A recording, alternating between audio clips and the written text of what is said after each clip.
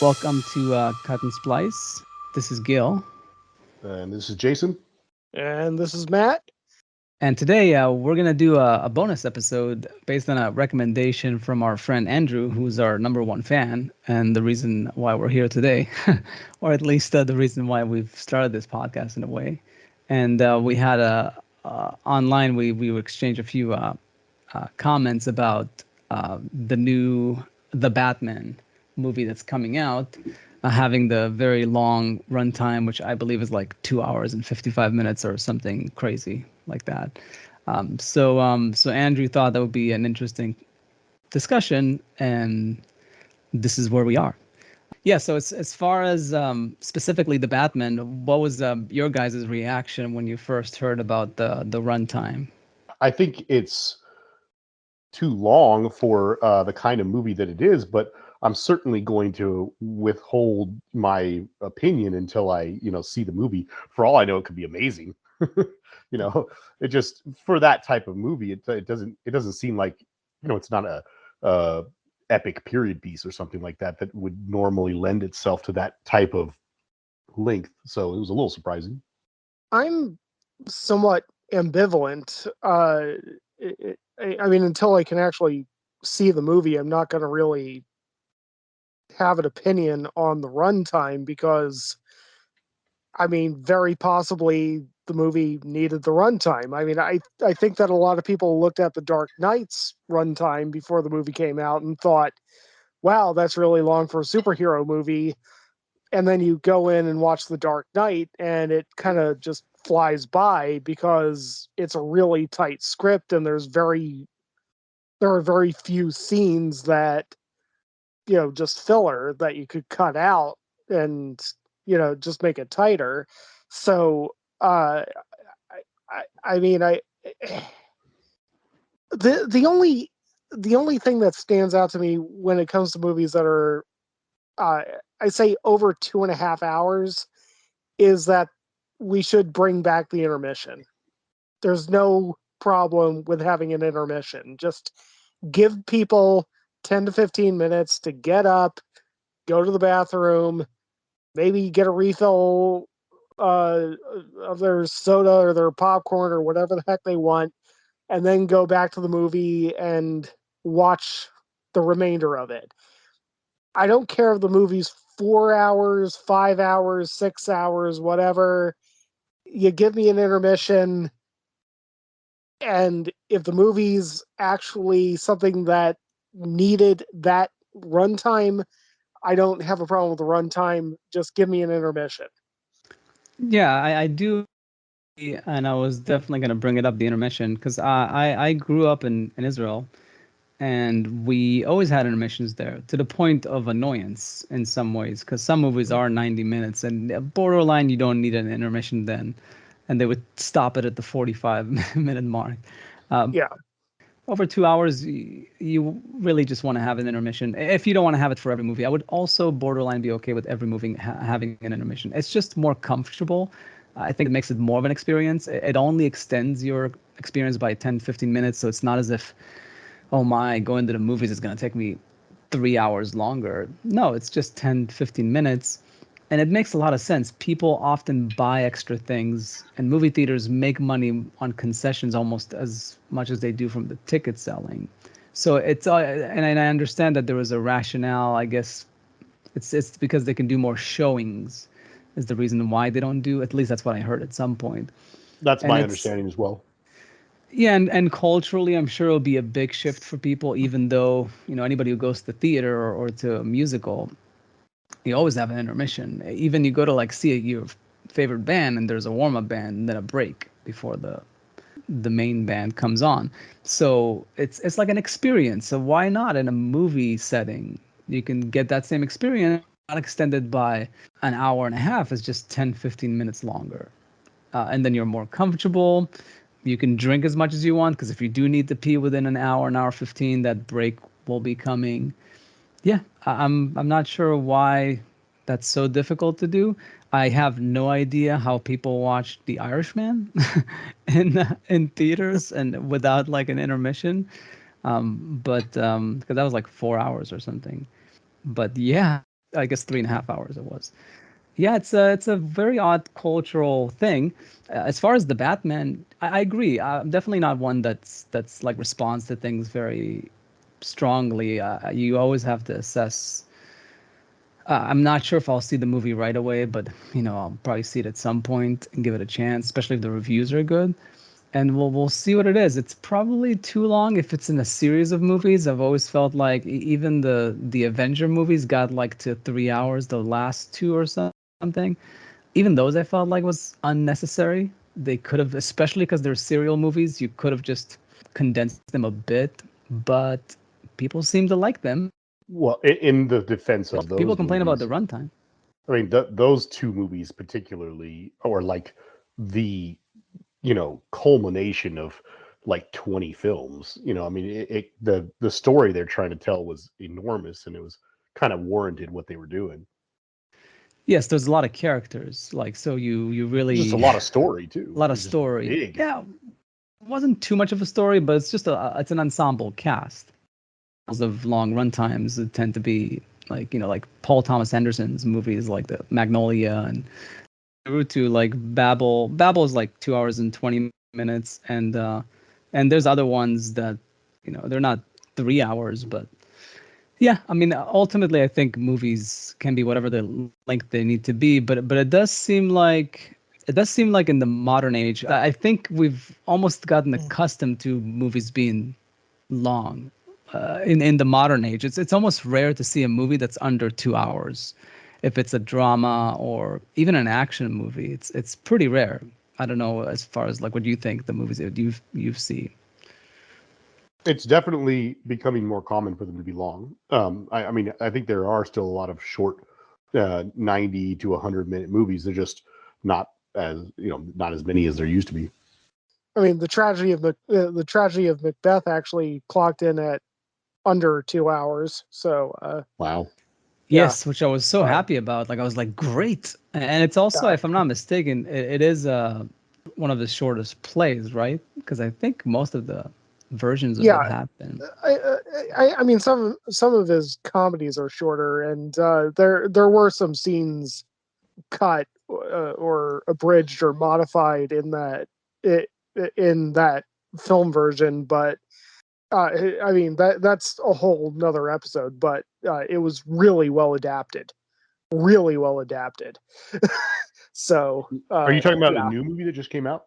yeah. Oh, okay. Yeah.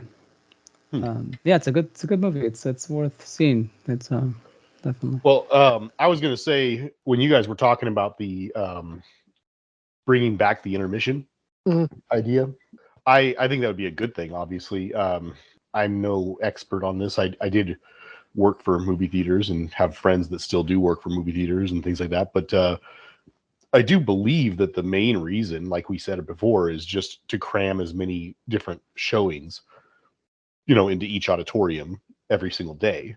So, and I'm pretty sure that has to do with some sort of, you scratch my back, I scratch your back thing with the studios and stuff like that. Because obviously they're the ones that make the most money off the ticket sales, the lion's share of it for sure. It feels, I was going to say, it feels to me like to address the runtime and just to address problems with movie theaters in general, the intermission would be one of several things that they could probably do that would just make the whole movie theater experience better. Like it, and I don't mean like a list of things, like more like a series of things that need to happen, that all need to happen, just to fundamentally change the entire movie exhibition, industry, really. Not just intermissions, but also, bringing back like short films or cartoons, depending on what's more appropriate for the movie beforehand, and just everything that you could possibly do to make it more of an experience. Better theaters, better food, better everything. This kind of a trend to make more theaters luxury theaters, but in doing so, I think they all kind of like missed the mark. There aren't very many actual ones that are that good out there. But yeah, I mean, if you just kind of like get people to expect more out of the movie's experience that they're going to, and then they might not mind paying a little extra, and they might not mind going out and seeing more of it, rather than well, we had that whole discussion about the streaming stuff, so I don't want to retread on that. I do agree that maybe adding a couple, like $1 or $2 to the ticket price to balance it out and make it more of an experience, either putting a short, having the intermission. And I do wonder if culturally, to make that shift, you could always have sort of like what you have now, whether it's IMAX, non-IMAX, 3D, non-3D. What if you just have, because often, especially in the bigger theaters, there's usually like 2 showings or 2 theaters showing the same movie. You could have one with intermission and one without for the people that just really just are still used to it. And that could be a way to experiment with it, at least with movies that are, bigger. And the other thing I was going to say too is, because right now there's this culture, there's even articles that have been written about this, as people often look for spots in the movie where it would be a good time to go pee. That should not happen. Oh, I can tell you exactly when I did that during Batman v Superman. Exactly, they're memorable moments. This is not. They're not like memorable moments enough to be memorable. No, this is no like. This is not a hate thing for the actor in any way whatsoever. But the moment I saw, like, I was already just staring like at the screen, like, what on earth was Zack Snyder thinking? This movie is so bad. And then the moment that Kevin Costner came on screen, I was like, we're having a vision. Like I was like, I don't need to see this, and I just got up and went to the restroom. And then I think I even bought some popcorn, because I was like, this is going to be 5 minutes of Superman having a dad vision. No. This doesn't belong in this movie at all. But anyway, continue. Yeah, I will say before I let Matt go is, and of all movies, this was a good movie. Rogue One. For some reason, I recall in that movie, I think there was like a moment, like it was a good movie, but it was, I think, a bit long. And there's a moment where like they're about to descend on some planet or something, or I don't know, or it's like, connect with a fleet or something. And I'm like, okay, so this is going to be basically an action scene for like a good 5 minutes. So I can go, like, who cares about action? I'm not going to miss any story. I'm not going to miss any dialogue. So, so that kind of a thing. So regardless whether it's a good movie or not, you sort of can find these spots where, you might not lose too much plot points. And again, that should not be the case. That should not happen. And most movies, I just watched West Side Story, and it's, I think, over 2 hours. I lasted the movie, but that's because I didn't buy anything. It's well over 2 hours. Yeah, and I didn't get any drinks or anything. And that sometimes is a strategy that I have, is I just don't buy anything before a movie. But this time was because of COVID and stuff, because I wasn't really going to eat in the theater. But it's I enjoy eating in the theater. It does save money not to buy stuff, but I do like, because I don't go to movies very often, I like maybe getting a Coke and popcorn or some chocolate, because it's part of the experience. In Israel, I used to be very strict, and I didn't buy anything because it was just a way to save money and see more movies with the allowance that I had. But yeah, as an adult, I'm all for, like, having fun. It's just that I limit myself because I'm afraid of having to go pee in the middle of the movie. Hear this, all you movie theater companies out there. Listen to this. This is a man who lives in Santa Monica. He has money, and he is not buying your products because he can't hold his bladder long enough for the damn movie. Yeah, no, they're leaving money on the table. They're seriously leaving money on the table. He wants to give you his money. Exactly. In any case, so that was that. You go, Matt. All right. So one thing that I wanted to kind of interject into this is there's a layer to the intermission that I think people kind of gloss over. And the only movie that I can think of that really used the intermission in this way was Kenneth Branagh's Hamlet in 1996, the 4-hour and 20-minute long full text Hamlet that did have an intermission, but it's clearly an intermission that was not there just so you can go pee or go out to the concession stand. It was a creative moment where he actually used the intermission. The intermission came after the Act 4 Scene 4 soliloquy, and when you come back from the intermission, you're just into Act 5, and it's a 5-act play. You go through the majority of the movie, and then there's this really poignant, important moment at the end, just before the intermission, where Hamlet proclaims, "My thoughts be bloody or be nothing worth," and then it just cuts to black, intermission, and then you go out. And yeah, I mean, I'm sure a lot of people in the audience, I mean, I was only 11 when that movie came out, so I didn't see it in theaters, but I guarantee you that, yeah, the audience was pretty happy that they could go out, go pee, maybe get a refill on their drinks, maybe get a refill of popcorn, maybe, do this, that, or the other thing. But at the same time, it's a creative moment to put in an intermission. I mean, if he wanted to put in that intermission just for people to go out and go pee, it probably would have been after like Act 3. But he waited until the end of Act 4 to do it. And I mean, he picked that moment to let that sink into your brain for like 15 minutes. Yeah, no, for sure. I mean, that's it's one of the arguments that I got online when I discussed this, is that people said like, "Oh, it's gonna take you out of the movie." Like, yeah, and the example was so precious because this guy gave me an example. He said, "Was you thinking The Shining? If there was an intermission, it would like kill all the suspense that's been built up that entire time." And I'm like, well, I mean, first of all, Kubrick had an intermission in 2001, and he did use it creatively. Usually, when they choose the spot, they do make it creatively. It's somewhere towards the middle, but it doesn't have to be exactly in the middle, which is fine. And in The Shining, there's title cards, so like Tuesday, or, Thursday, like the whole closing day, and they're very suspenseful.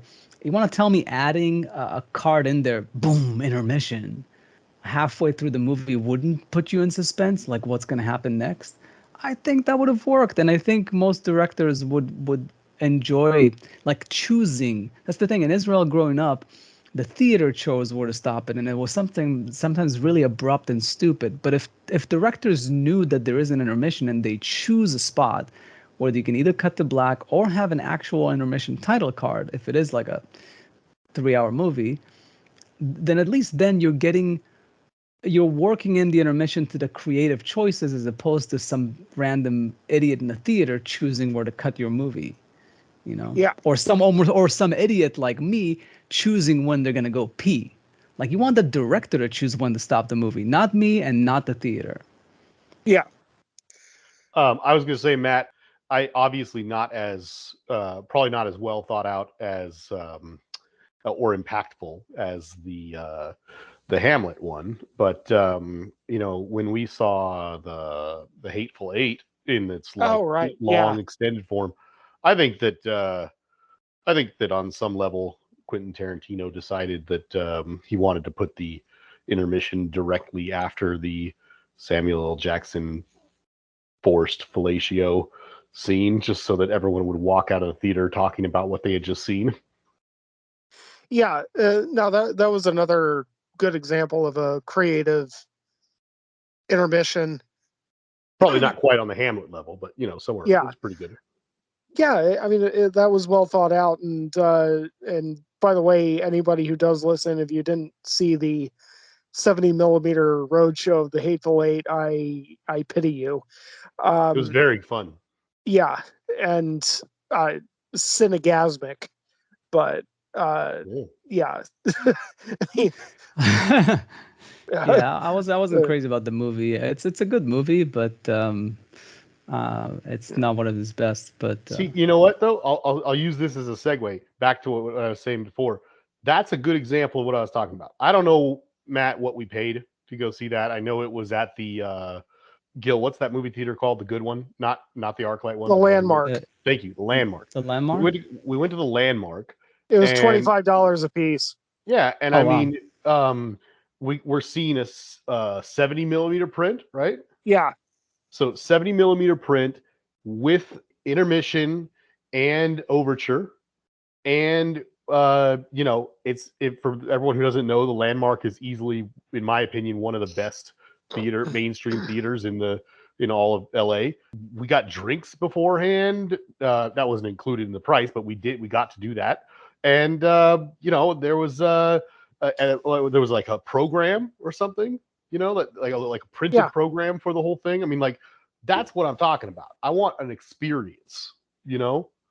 Yeah, it's still a bit steep at $25, but well, yeah, I agree that's a bit much, but you know, like you were saying, if there was an option to do the two, you know, yeah, and then if you want to choose, that would be the way to do it. You know, you build two theaters right next to each other in the same parking lot, so that all the mall rats and the people who don't care about cinema can go to one of them, and that one can be just trash. And then you can have the other one with the really nice seats and the really nice bar and the really good food and all this stuff like that. And then that one, when you're paying the more money for it, you get the short film or the cartoon or whatever in the beginning.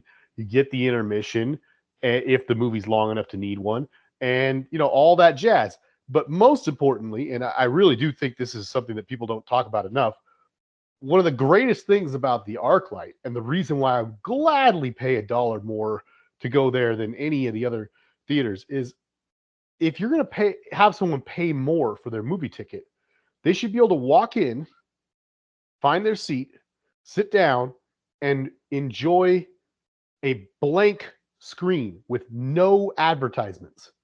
None. Like, not a commercial, not a whatever little program that theater chain has playing to advertise all their garbage that they have going on. No local advertisements, just nothing. Just give me a blank screen and maybe some music playing. Yeah, appropriate music to get you in the mood. That would be even better. Yeah, appropriate music would be good. Kind of like at the New Beverly, they sometimes exactly right, music. like music from Dragonheart. You know, terrible movie, great music. You know, that everybody knows. So yeah, but yeah, one thing I was gonna say, like I went, as far as experiences, I went to see Phantom Thread at the Landmark, and we didn't pay extra. I think it was like $14-15, like the normal thing. And every person there got a brochure with that was kind of like a sort of like a magazine of pictures from the costume designs of the movie, because the movie is about costume design. Like he's a dressmaker, so they kind of, like, you know, to keep in the theme. So every single person in the theater got to keep one of those and take them home, which is kind of cool. It's like a memorabilia from your movie going experience. It's better than a ticket stub. It's totally cool. Yeah, and that was like one of my favorite movie going experience in recent years. Not only was it a tremendous movie, but it's just the fact that, like, that was a nice touch. You know, whoever came up with that. I don't think any movie going experience is ever going to top when we went to go see that screening of The Shining. And, you know, the guy went up and announced, "Hey, we've got a special thing coming up after the movie, so just stay in your seats." And then after the movie ended, "Hey, we've got a 70 millimeter print of The Master. So yeah, if you want to stick around for that, you're going to be the first audience to see this." I mean, yeah, that was a hell of a thing. Yeah, that was definitely it was a challenge because it was late, but it was there was no way I was going to leave, for sure. I had to see it. Yeah, right. I mean, but I will say, I mean, a Phantom Thread is a much better movie, but The Master is a very good movie still. Yeah. Was P.T. Anderson there, or did he just give them a print? It would have been nice. It would have been nice if he had made an appearance. It would have made it more worthwhile to say. No, yeah, that would have been really memorable. Well, beyond memorable, but no, I think we just we just had the print. He didn't show up for it, but I remember I reviewed the movie on IMDb like soon after, and I was like, finally, I'm like, I can be one of those people that like sees a random movie in like a festival months before it releases, and like because of the whole, they say founders algorithm thing, like the first person to post a review is oftentimes the one that's like re-upped, so like my review for years was like the top one for the master because it was one of the first ones. That's cool. nice. Yeah. But I will say one that competes with it is definitely the one that me and Jason went to. The Dark Knight. The Dark Knight. The Yeah, Dark that was Knight. definitely excellent. It was definitely like, it wasn't the best theater, it wasn't the biggest screen, It but was exclusive. it was very exclusive. It was definitely very exclusive. Like being on the lot and everything. Like it was a very cool thing. But not only About that, 25 people there, maybe. yeah, and it's just the fact of the movie itself. Like Yeah. it's for the first time in my life, I saw it just like most people working on a movie. Like if they did a crew screening, that's what it felt like to me, because you're seeing it before any major audience sees it, So it was about and 2.5 weeks beforehand or something like that. yeah, at least a month or something, and having that feeling of like, you wonder, like people interview like musicians and filmmakers like after the fact, like when they make some spectacular piece of Yeah. music or movie, and like while you were making it, did you feel like you were making something special, blah blah blah, and they usually say like, oh, not really. I mean, you always think that you're making something special, but whether or not it actually works out, it's anybody's. Mhm. And Pink Floyd said like when they first listened to full cut of The Dark Side of the Moon, they kind of said like, oh wow, like we really did something special here. So sometimes you have a sense of it even before anybody else gives it a listen or a watch. Yeah. But seeing The Dark Knight, I was like, I remember when the movie ended, I think I might have turned to Jason and said, like, people are gonna lose their shit. This is a complete game changer. Complete. Batman Begins was okay. It was a very good movie, but The Dark Knight just blew the roof off. And to experience that weeks before anybody else, most people, Yeah. it's just, I don't know. It was like it would probably end up being like the most memorable experience, just because of the quality of the movie. Yeah. Yeah. I remember walking from the auditorium like across the lot back to our car, and it was like we were just kind of like walking and just like saying like half sentences. We were just like, that was something. Like damn. Yeah, Gil, I remember you calling me because I was visiting my parents for Christmas when you guys went to go see that movie, and I was let's to put it mildly, green with envy. But yeah, Yeah, and so, if you were around, you would likely be the one to go with Jason, not me. So I was very fortunate that you were It on would a have been about visit. 50-50. No, it's more likely than not. But Yeah. which I'm totally fine with. But I'm very happy that it worked out the way that it did. And me and Matt had our master experience, so we know. Yeah. yeah.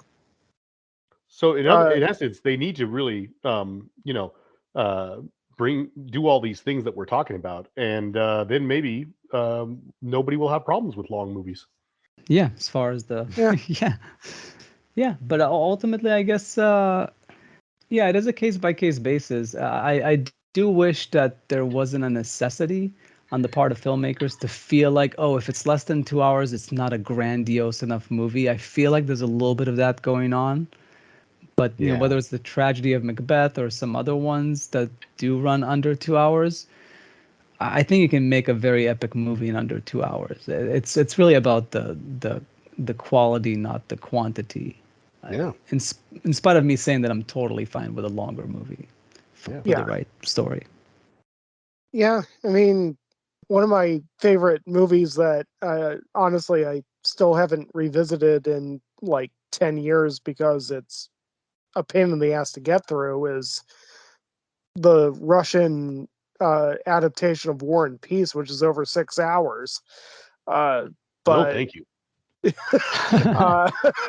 but also movies like and we can talk about this with some of our top directors, but Sergio Leone's film Once Upon a Time in America is over 5 hours, and I mean that's a brilliant movie.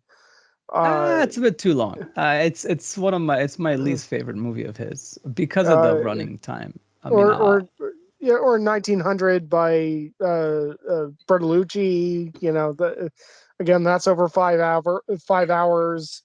I don't know. Also, both of which star Robert De Niro. So, um, yeah, that one I'm also like okay with, but it's definitely not an amazing movie.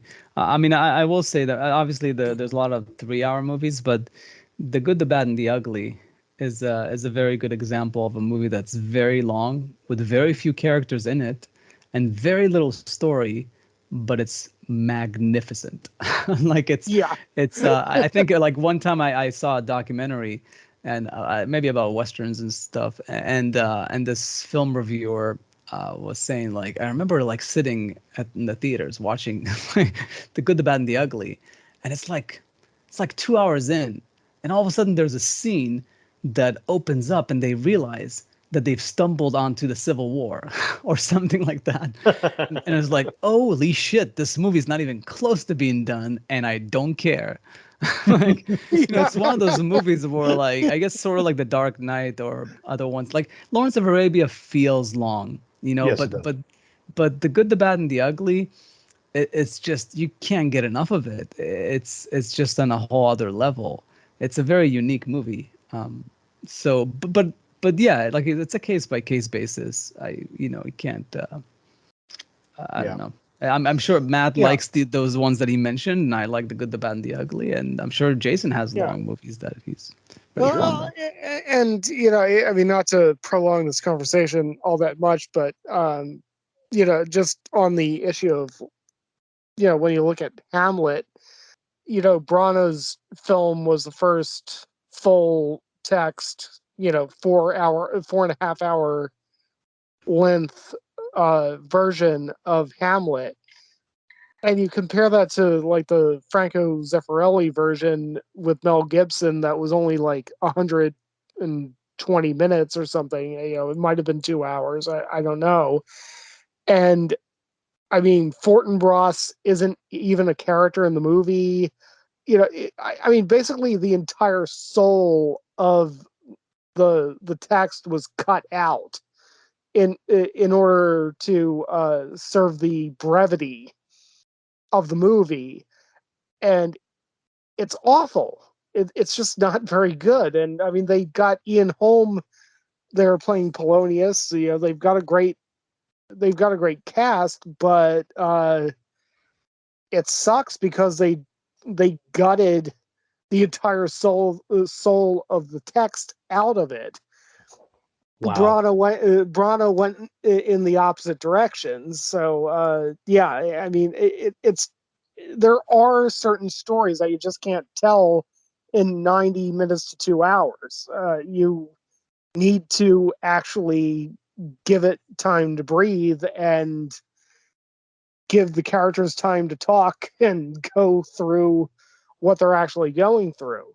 So That's amazing, Matt. yeah. I could literally record everything you just said right there and replace character names, and I could say that exact same thing you just said about the new Dune movie and the sci-fi original miniseries version. Oh The new wow. Dune movie? I feel like Yeah. the original Dune movie maybe more so was Nah, well, rushed. that one, the theatrical cut is not even worth talking about because that's something else.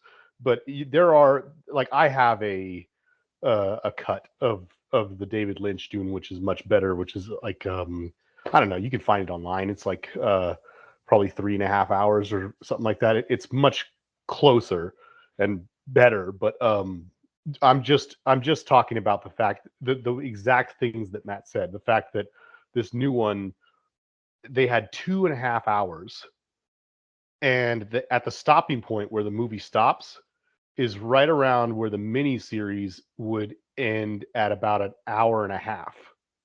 So in like 90 minutes, the mini series told the story better than what the new version did. And the new version is beautiful and amazing. And I mean, I could talk about it for a long, long time, but the thing is, and the acting's impeccable.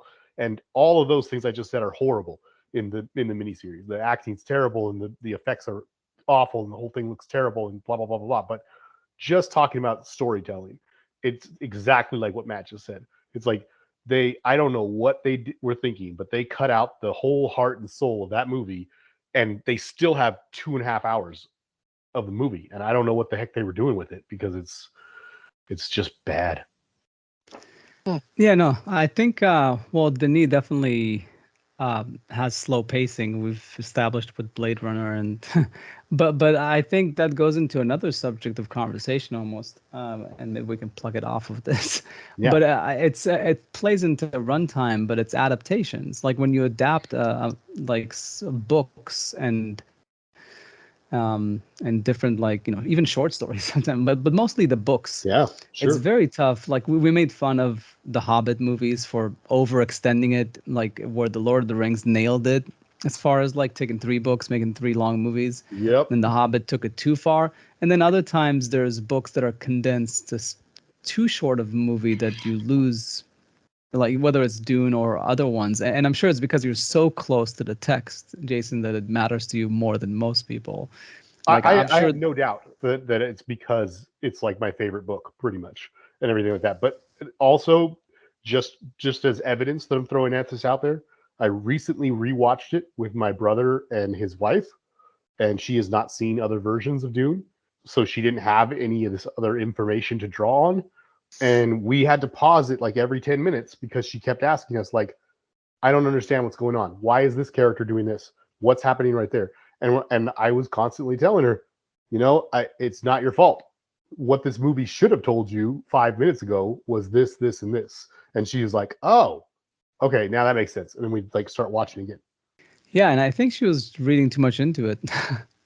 I think much like a Shakespeare play, like you're not going to get all the words in a Shakespeare play. You should just go along with it and try to experience it and feel the movie.